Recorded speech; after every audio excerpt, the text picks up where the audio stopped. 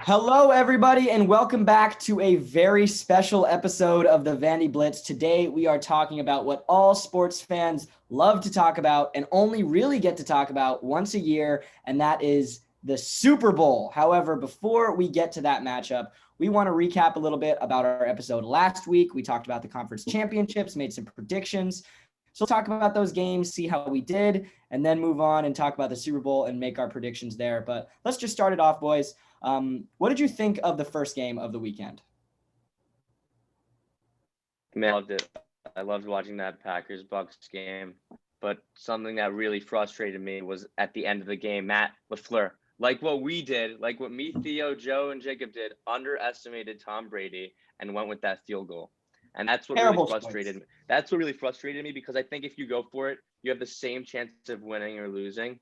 And another thing is, like, okay, the points, but you have to trust your offense. You have to trust Aaron Rodgers. Did you see that play? Aaron Rodgers, like on the play before, had an opportunity to run towards the pylon. Yeah, that was crazy. And he made a really bad throw.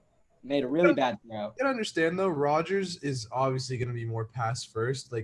So I understand, I can see why that decision got screwed up, but when you have Aaron Rodgers as your quarterback and you don't even know about his future, his future being certain, how do you take him off the field like that on fourth down? Just in the biggest game that he's played in years, against Brady for the Super Bowl, you're down.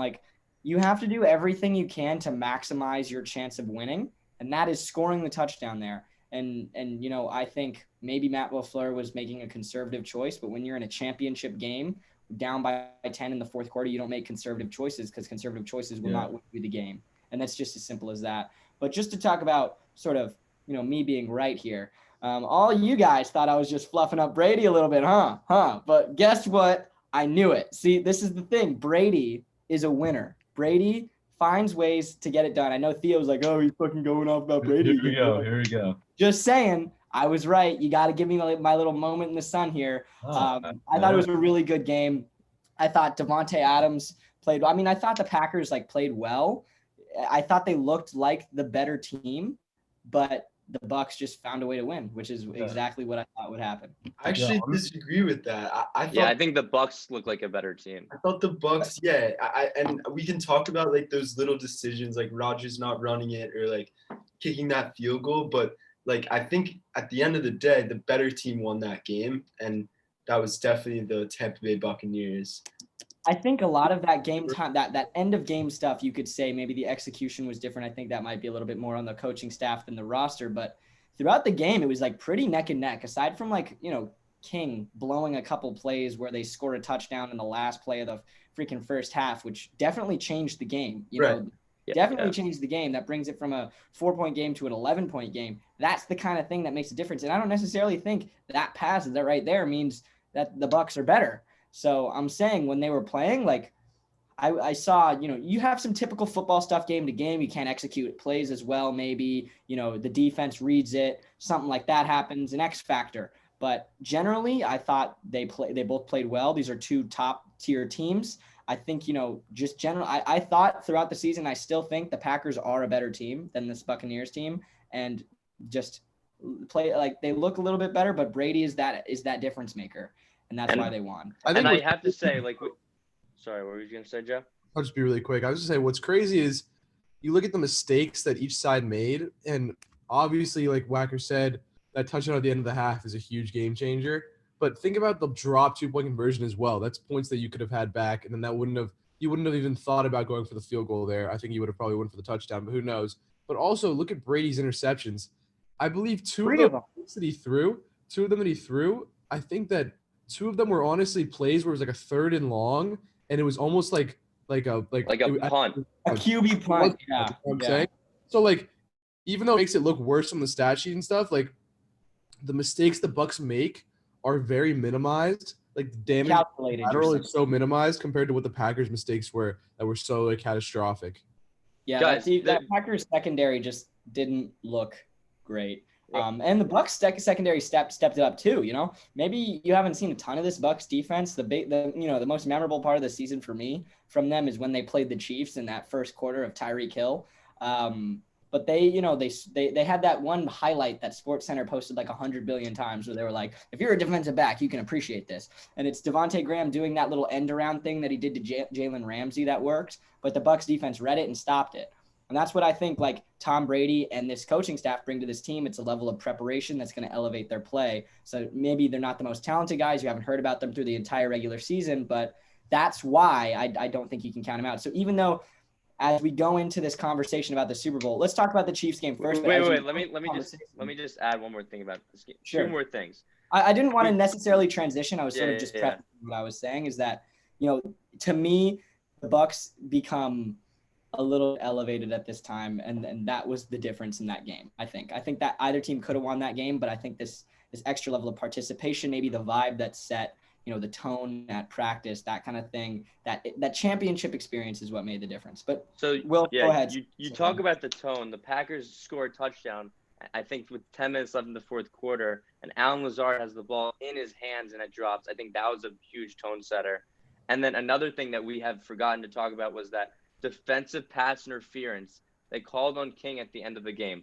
Look, it was a pass interference, but the Buccaneers did the exact same thing the drive before on Devontae Adams, and it felt really inconsistent, and I felt like that's not the time to give the Bucs the first down. Let the boys play. And that's when the game was over. That, and I don't think the ball was even catchable. I think it was on Godwin. It wasn't even catchable. I think he fell before he got to the part of the route where he catch it. It was just. You're right, Will. I hate to see games decided yeah. I mean, okay. The thing is, though, it's not a game's not decided by that, but to see a game basically end because of that. Because either way, you can never attribute a game to just one play. Right. All game the refs have been good until then, and if it was a different situation where they were calling it on both sides, it just didn't feel that way that game. Right, but again, you can't necessarily say that to the ref. You can't be like, yo, hey, you didn't call this on them because maybe they didn't see it. There's a lot of shit going on in the field. There's a lot of guys there.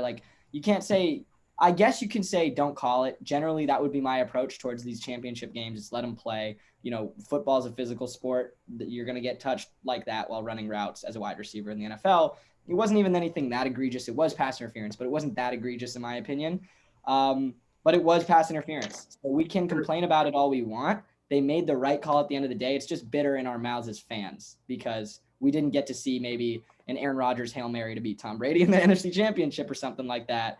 Instead, we saw a first down and some kneels. So the thing is, the ref hesitated so long to throw that flag, and that was the hardest part to watch was just how long it took for him to really make the call. And because I think everyone saw that play and they were like, wait, was there pass interference? And it took another 2 or 3 seconds after the play. It should be the default, whatever the ref's instant reaction is. That should be really what determines that. And right. Because the ref was contemplating he doesn't want to end the game.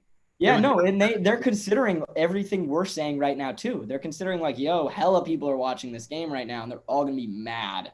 But they still made the call. So.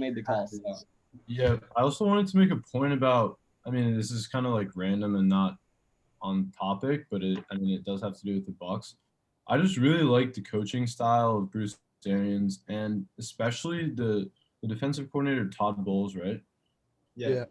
Yeah, I love how he coaches his defense, and I think the way that he's almost goes after all the quarterbacks that he plays against, where he will send these big 7-8 man blitzes at the perfect time to put pressure on whoever it is, Rodgers or whoever else they played, and it seems to really get to the quarterbacks, and they can't really perform at their top level because they're seeing 8 guys come at them, and it's what the hell am I supposed to do? But I think another important thing to mention is that the Buccaneers starting free safety, I believe, got hurt. Anton Winfield Jr. Yeah, and that's definitely something to note when you have streak threats like Sammy Watkins and Hill and everything. Oh no, he'll be back. Oh, he'll be back for the Super Bowl. Oh, but wasn't there the other guy? What's his name? Hardman. Who? Mecole Hardman's on the Chiefs, right? No, I'm saying the other safety on the Buccaneers was. Yeah, he got carted off in like the third quarter. Oh, snap. He's a starting safety, no? I think so. Yeah. Yeah, so no, that my might be relevant for the same reason we were talking about. Maybe the Mahomes injury is relevant last week. Yeah. Pretty sure injuries are going to be pretty prevalent in this game. I mean, moving on to like now that we can kind of go on to the Chiefs-Bills game, like share our thoughts on that. But talking about another key injury, but someone that won't be coming back for the Super Bowl is their starting tackle, Eric Fisher.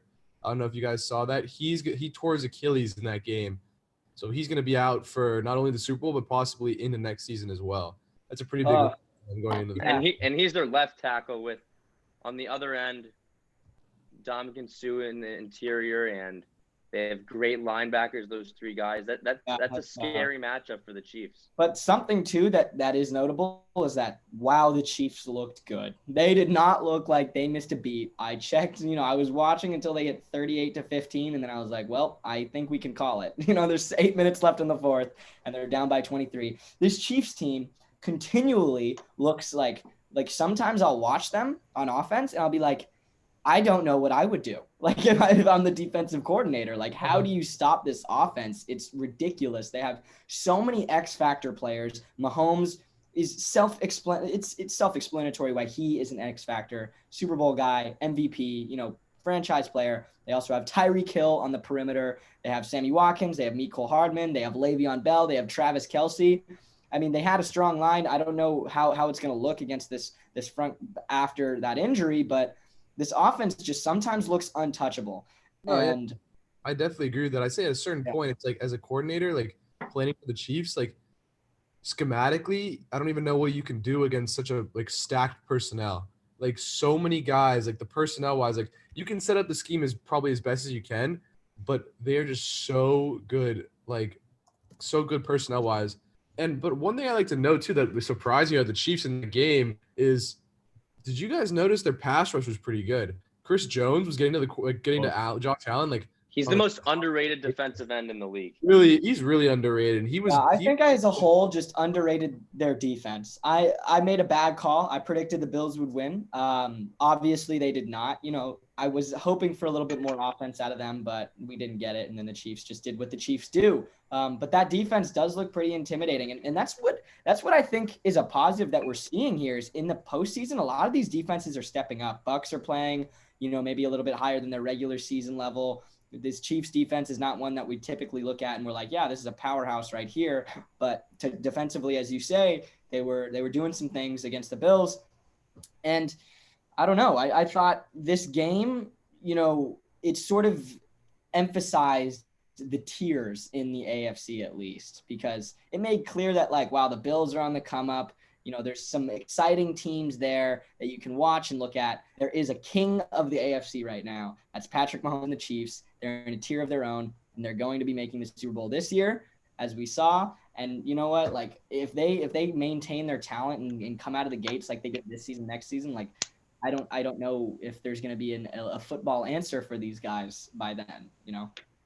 Well, I think we first have to see what happens in the Super Bowl because I'm surprised that you're talking like that. Considering. Well, I'm not talking. No, hey, I had some pretty high praise for the Bucs too. I'm not saying I'm just talking. That was more about the AFC. I think that they are that Super Bowl team from the AFC. Okay, yeah. Clear and cut in the tier of their own there. And I think next year, if they come out like they did again this year, they will come out of the AFC again. I'm not giving away my Super Bowl prediction yet. And you might have a little. Yeah, we'll talk about that when we get there. I want to hear all your thoughts on that. I mean, I didn't think that's where you were going with it, but you kind of made it sound like that. So I was like, oh, maybe Wacker's a big Chiefs guy now. But no, yeah, that Bills Chiefs game was really interesting to me. I did predict the Chiefs just because of that firepower that they have on offense, but yeah, I'm really not sure what's going to happen in the Super Bowl, and I don't know if you guys have any other things to say about this championship game, so I don't want to get ahead of ourselves. But I do want to talk about the Super Bowl, but I don't know if everybody's given their thoughts on Yeah, this. yeah. And you guys, I think, Jacob, what were your thoughts on the just Yeah, one more yeah. thing before we move to Jacob. You guys can all flout your victory prediction on this because I kind of did on the Bucs game. So Josh Allen's just a second-tier quarterback, and he's No. not Mahomes. no, fuck off. You can't blame that on Josh. You can't No, blame Andrew, that. I disagree with that only because like he's a rookie in the playoffs. Like I guess he played in the wild card round last year, but I mean, just to like go on the road and win a game like that, like he's not That's ready. fair. And I think Josh Allen, he needs to get that loss in order to get that win. And I think just in my mind, that's why I went with the Chiefs. Like they just didn't seem ready to me. And They didn't, and the Chiefs had all that experience. yeah, they've been there. They lost to Tom Brady before right. being able to win it. So I just think like in sports, it takes time. And the Bills are a great team. Don't get me wrong, but I mean the Chiefs. What impresses me most about them is it looks like they play to like their completely own pace, and it doesn't matter like the score. It doesn't matter like what hole they fall in early in the game. They're able to just put up points so quickly. It's also just a confidence about this team. Like I could see them down by 14 at the beginning of the fourth, and I'd be like, it's a 50-50 chance. They're the 2017 Warriors. Like I just can't get that out of my head. head. But also, hey, we're talking cross sports. I want to rush back. I think Josh is not a second-tier quarterback. I think he's on his way to a top-tier quarterback.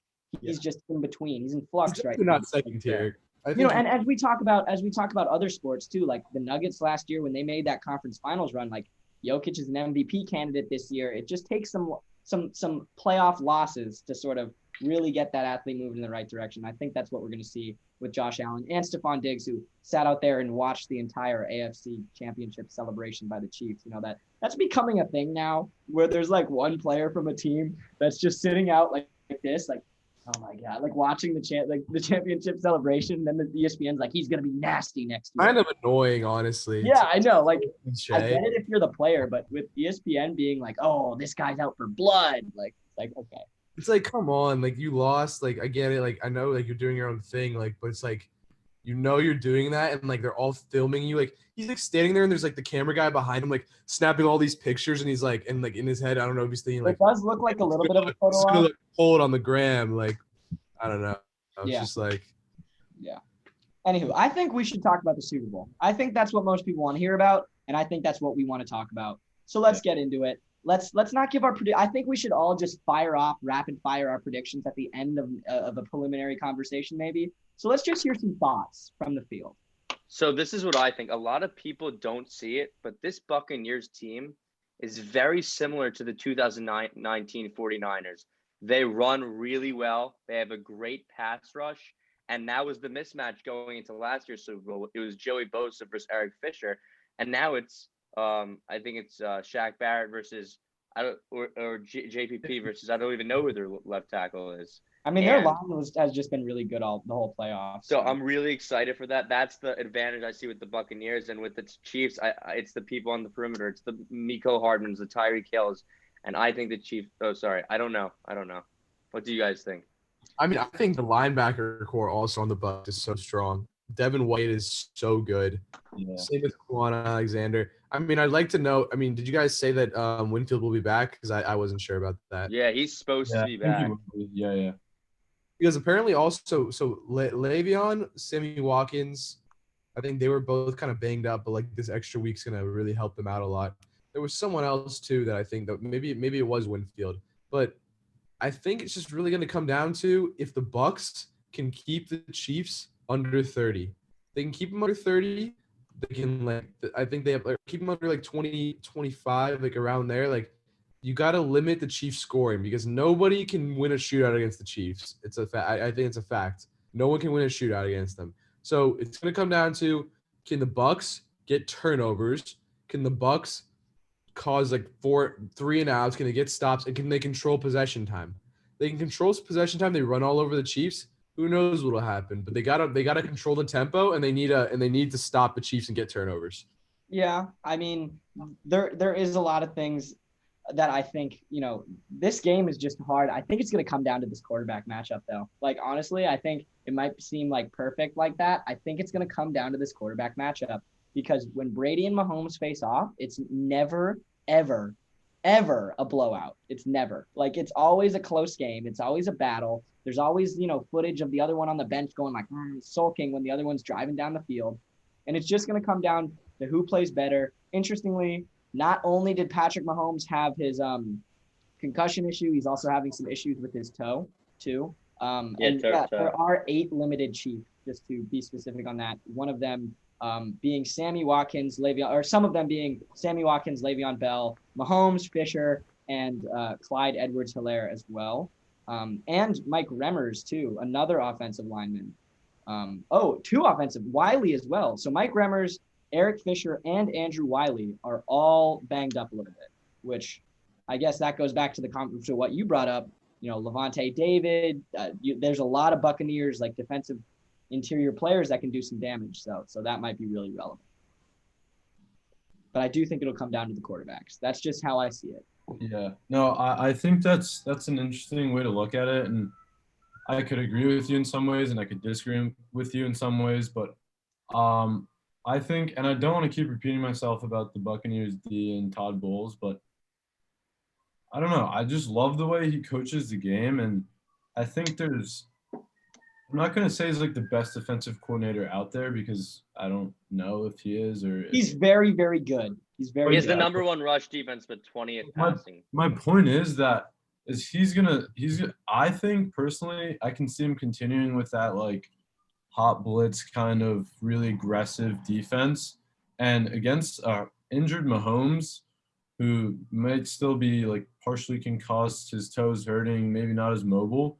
That could work really, really well if they can stay up with Tyreek and the other guys on the line and hopefully like stop the quick pass. If you stop the quick pass and you get after Mahomes, you have a chance, in my opinion.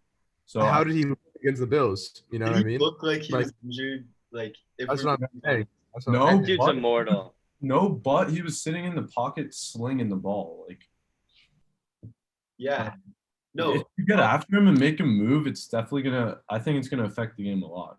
I think I agree with you, Theo. Like, there was so much pressure on Aaron Rodgers all day. And I think that Mahomes can handle that, though. It's in my eyes, it's Mahomes' time to shine. It's the 20th year since Brady has been to his first Super Bowl. It's Mahomes' time now. Brady, I'm just as shocked as everyone else on the playoff run he's done. Like what he's been able to do with the Bucs in his first year. I'm not shocked. Well, Ethan's, but the rest of us are, and I think at the end of the day, it's time for Pat Mahomes. But tell me, like, you don't think his injured toe is going to affect him at all? No. You know what? I think even when they're throwing guys at him, start moving around, it's not going to affect him. I don't think it's going to affect him. A 350-pound lineman falls on his foot. That's what I'm saying. And their offensive line is banged up, as Wacker was saying, so the blocking is not going to be as good as it usually would. Like, you know what? How about this? How about right now we all move into our predictions and let's justify them, because it seems like all of us have a stance here. You know what? I'll go first because I have a feeling I'll be in the minority here. I am going to go ahead and ride Brady again on this one. I'm thinking Brady's taking this game against Mahomes. I think it's going to be, a nail biter, a close game. This Chiefs team, it's nothing to be scoffed at. We've been singing their high praises for a long time, but banged up offensive line. We've been seeing that impressive pass rush. We've been seeing them stick to receivers better. I said, yeah, we've been seeing them stick to receivers better. There's a lot of good things about this Bucs defense, and also this Chiefs offense is a little thinner than it might be, as we talked about this offensive line. And then I think when you go and talk about perimeter players, on the Bucs, this is not a team of slouches either. You have Chris Godwin, you have Mike Evans, you have Antonio Brown, who's pretty much at the same practice level, by the way, as like all of the Chiefs offensive linemen. It's just he's kind of limited. So if Antonio Brown is like not a factor, then these linemen are going to be nothing. So there's a lot of perimeter talent, or not nothing, but there's a lot of perimeter talent on the Tampa Bay Bucks too, is basically what I'm trying to say. And with that being said, I think, what I talked about previous, that sort of attitude, that championship attitude, that experience, that pedigree, that elevation that comes with Brady being at the command of your team in the playoffs, it will get them through this game and they will win it. Because I think when it gets close, even if they go down, even if it gets hard early, stuff happens. I think Mahomes is a great quarterback. He's a Super Bowl champion. He's not a 6-time Super Bowl champion, though. I'm going to trust Brady more than I trust Mahomes in this situation every single time. Or not every single time, but at least this time. I think this year, Brady wins his last Super Bowl against Mahomes. And I think the Mahomes era starts like next year. I think that Mahomes will I'll go into my prediction after this, but I think Mahomes also, and I know you didn't say this, like I'm not saying that you said this, but I think that Mahomes is also a very good leader. I've seen some clips with him on the sidelines with obviously like these players, and they have a lot of chemistry. And I'm definitely not saying that they don't have like chemistry on the Bucs or anything like that. But I think that at a certain point, if the going gets tough for the Chiefs, they've been in situations in the playoffs as we've seen last year, and really not much this year because they've been winning all their games, that if they get behind, they can also deal with adversity as well. Okay, so here's a question then, Joe. I want to engage you a little bit on this. If you were making this argument to me at the beginning of the regular season, I'd say you're right, because I think Mahomes is a better leader than 99% of quarterbacks. But this is a game between two teams. There's only one other quarterback that's considered right now, and it's Tom Brady, and I think he's a better leader. So not necessarily, I don't think we're trying to – it might sound like this. I'm not trying to knock Mahomes' leadership down. I know you're not. But I just think the team will rally around Brady in this situation more than they would around Mahomes, especially when the opposing team, what are you thinking? Like, this team's fired up. They got the 6-time champion. Like, we're champions too, but the Chiefs have to think about they're playing Tom Brady. This guy knows what he's doing here.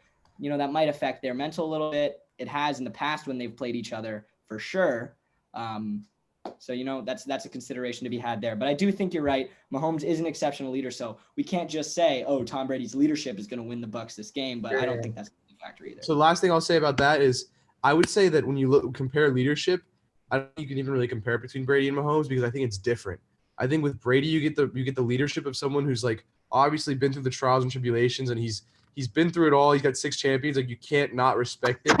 He has all the experience in the world, and he's a guy you can lean on. But with Mahomes, you also get like the young firepower energy that like the whole young team can rally around as well. So I think it's not that like one leader might be better than another. I think that it just is that it's like they're two different types of leadership, and that they both feed off each other. Like, think about the Chiefs, like explosive team with a young leader at the helm, like versus like the Bucs, like also like not, I don't know like how I would like really compare, like, but it's just like Brady is like the old, he's like the guy who's like been there before, like everyone like knows like they can trust him. But let me get into my prediction. I got the Chiefs. I think that the way that I see the Chiefs winning this game is they get out hot early and they keep the pressure the whole game. And I think that Andy Reid is the perfect guy to do this. Like we've seen it all. We saw it against the Browns on 4th and 1 at their own 50. They went for it, got the first down. He takes gambles. I want to see Andy Reid take gambles early in the game, and I want him to just be aggressive and just make it so that the Bucs are put in a position where they can't run the ball anymore. Right. And I would want to see the Chiefs get on them early because they can score at will when they get in a rhythm. And once they get that rhythm going, it's like really hard to stop them. And if they can make the Bucs one-dimensional, I think that they could win this game pretty handily. You're talking about scoring. You're talking about want the Bucs throwing the ball? Sorry, that's the last thing I just want to talk about. You think the Chiefs want the Bucs throwing the ball more so? I would think and when I look at this game, I think that the way that the Bucs would win is that they control tempo and they keep the ball out of the Chiefs' hands. And they can control the tempo by running the ball with 2 great running backs in Rondell Jones. That's been their formula the whole year. So They've also been able to put up some numbers though too with their offense. Like they've had some really big passing weeks where Brady will go for 400 yards and 3 touchdowns. That's true. And the thing is, they're dangerous on both sides. But I would rather take the passing, because with the passing, at least that gives Mahomes more of an opportunity to be on the field after. That's true. That's true. Yes, But so- just a reminder of a statistic. Sorry, Andrew. I'll stop interrupting you. I know. I'll let you go. Just a reminder of a statistic. Tom Brady, most yards since like 2000 something. I said it last episode. I don't have his exact stats up, but he's putting up some stats that we haven't seen from him in a while. So I don't know if you can necessarily characterize this team as just, not just, but like a tempo running team, because I think they also have a large passing attack worked in there. But I do think controlling the tempo is going to be a focus for them because of what you said, Joe. What you ended with is keeping Mahomes on or off the field is a big thing, is a big focus for both teams. And sorry, go ahead, Andrew. Yes, something that no one ever talks about is that Tom Brady, when rushed and blitzed this season, is 30th in the league in QBR, the quarterback ranking, and Patrick Mahomes is first. And even with the bad O-line, Mahomes can evade that. Brady's a statue. He can't do that. I think if the Chiefs, what Brady needs to do is get the ball out fast. But I just see so much firepower in the Chiefs, and we have to look at trends. It's all about how the game starts. That's really the way I'm going to feel. I know last year the 49ers started off really strong, but I think if the Chiefs start off strong like they did against, I think it was 2 weeks ago. Forget who they played. What about the Bucks Chiefs matchup? I think that should be the Browns. I think the Bucks Chiefs matchup is a pretty insightful one here, since it's the Super Bowl matchup from regular season where Chiefs got ahead early and it was a 3-point game. So I think that does have something, but I don't necessarily know if that's going to decide it. I think it's going to be a lot of these coaches going to battle. I think Andy Reid and Bruce Arians are going to have some, coaching battle there on the field. You're going to be able to see the X's and O's go at each other. And I do think, this quarterback matchup is one for the ages. I think this is one we're going to be able to look back on and be like, holy cow, guys, like these are two of the great. I project Patrick Mahomes doesn't slow down anytime soon, and he's going to be one of the greatest quarterbacks of all time. So really, really interesting and exciting matchup here. This will be one of the most exhilarating Super Bowls. I know. Yeah. And the narrative is there on both sides. Whichever side wins, there's a narrative for why it's awesome that they win. It's the young king coming in and taking the crown from the old goat. Nothing against the old goat. He's still a goat, but it's my time now. That's Patrick Mahomes' narrative. That's the Chiefs. Now for Brady, it's nobody thought we'd be here. I'm freaking 43 years old. You can't mess with me. I'm the greatest in the game. We're this, you have a battered up offensive line. We've been showing off with our pass rush in playoffs. You're done. Like, we're tough, gritty, and it should be fun. So Jacob, what are your guys' thoughts? Yeah. I like I said earlier, Patrick Mahomes is the greatest athlete I've ever seen play. And I think that's what's gonna seal the deal. It's like you said, Ethan, it's Mahomes' time to shine. I'm going with the Chiefs. Wait, sorry, Joe, did you say which team I was gonna win? Yeah, I already went. Who did you take, Chiefs? All right. Well, I guess I'm less than. I hate to do this, I really do, but I think I'm gonna have to go with Wacker here. I've been talking about them the entire podcast. I love the Buccaneers defense. Grady obviously is 43, but he's not looking like he's slowed down at all in terms of slinging the ball in that pocket. It's going to be a great Super Bowl. Obviously, I love the Chiefs. They're a great team. Like, their offense is sick and very hard to contain. But I think you guys are all sleeping a little bit on Mahomes' ability to run. I think they're looking at it like this Chiefs team is playing at full strength a little bit. Yeah, I might be completely off here, but I think the fact that they have a banged-up offensive line along with Mahomes, who's probably still dealing with injuries as we speak and will be when we go and watch the Super Bowl, that is going to affect the Chiefs a lot.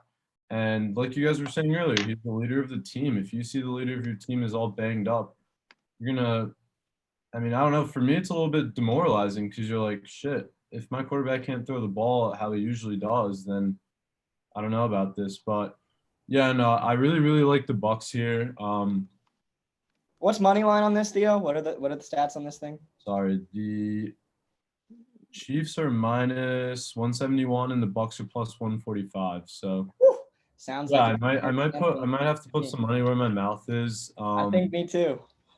Yeah, I don't know, but that was like really hard. That's why I asked to go last in my prediction because I was flip-flopping the entire time, basically listening to what you guys had to say, and almost basing it off of that a little bit. But yeah, no, to be honest with you, I don't care who wins. I would probably prefer Mahomes to win, but I think Brady's gonna win.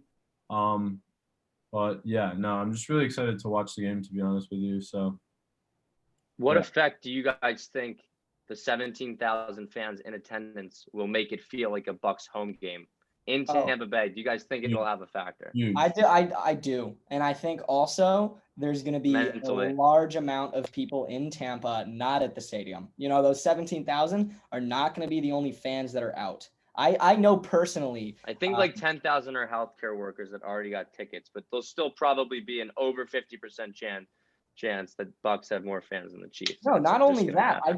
I just think it's in Tampa Bay. There's going to be Tampa Bay fans around the stadium. There's going to be Tampa Bay fans in the streets. There's going to be Tampa Bay fans everywhere. Like I've heard stories of people traveling back just for this, you know, just to be in Tampa while the Tampa Bay Bucks play the Super Bowl. Also like a bring it home kind of thing where they're in their home city, like let's win it here, and then we can just go. Another narrative. And that's never happened before. Yeah. Another narrative builder. And what's Brady like? He likes unprecedented challenges, right? That's what this guy does. So yeah. Wacker, you said you had a question for me? oh, it was about the line and everything. Oh yeah. No, it's gonna be such a good game. I'm really excited to watch it. But yeah, so I think that's pretty much all we have for today. I'll toss off the outro to Wilf. Go ahead. Yeah, so we are really excited for this amazing Super Bowl. And guys, do not forget to play some games when you're watching the Super Bowl. Last thing, we will make sure to come up with a punishment for whichever side of this argument is wrong. Yeah. In our little 100%. before the next episode, we'll have some kind of little differentiator between the winner and loser. Wilf, I just have one. Maybe like I was gonna say maybe one of us like dresses like a cowboy. But yeah, go on. I just have one really walks around super campus. random, but I was thinking about it the entire time. You know how like when we talk about football teams, we talk about individual ages, like Brady's 43. But then when you talk about basketball, and this might be like it's like stupid, but I feel like you talk about the team's age overall. You know what I'm saying? Like, it's so random, but I do know what you're saying. And you rely on each player a little bit more. Maybe that's why in basketball, because each player has a larger impact. Like if you have a 20-year-old linebacker, that's going to bring your average down, but he's not in his hand as much as it is the 43-year-old quarterback, you know? So that might be why, but also I think you're right that we might be like looking at this Buccaneers team as this grizzled vet team just because Brady's the face of it, but they might have, I don't know exactly what the average age is, but Theo raises an interesting point. There might be, a little bit closer of an age gap here than some are suggesting. Yeah, definitely. Also, last thing I'll say is before we close out, so like we said, we'll have the loser do something pretty funny after this game, and just to make sure it's not like two people, we're gonna only have it so it's one person. We're gonna do the overs and like basically like choosing like an over under, like whoever's closest to the point total. So we'll do that on our own time and make sure we'll mention it before the next episode. Yeah. Or the Super Bowl actually happens. But yeah, definitely should be fun. And do you guys have anything else to say, or should I close this out? No. Take us home, Joe. Take us home. Yo, guys, we'll try to get you another episode next week. Try to recap some of the fallout of the UFC events, plus some more stuff with maybe the little Pro Bowl events going on, maybe some NBA. But yeah, thanks so much for tuning in, guys. Make sure you follow the Spotify, subscribe, do all that, and we'll catch you next week. Peace. Thanks, guys. Peace. Anchor down. I think that was a good episode. Good shit.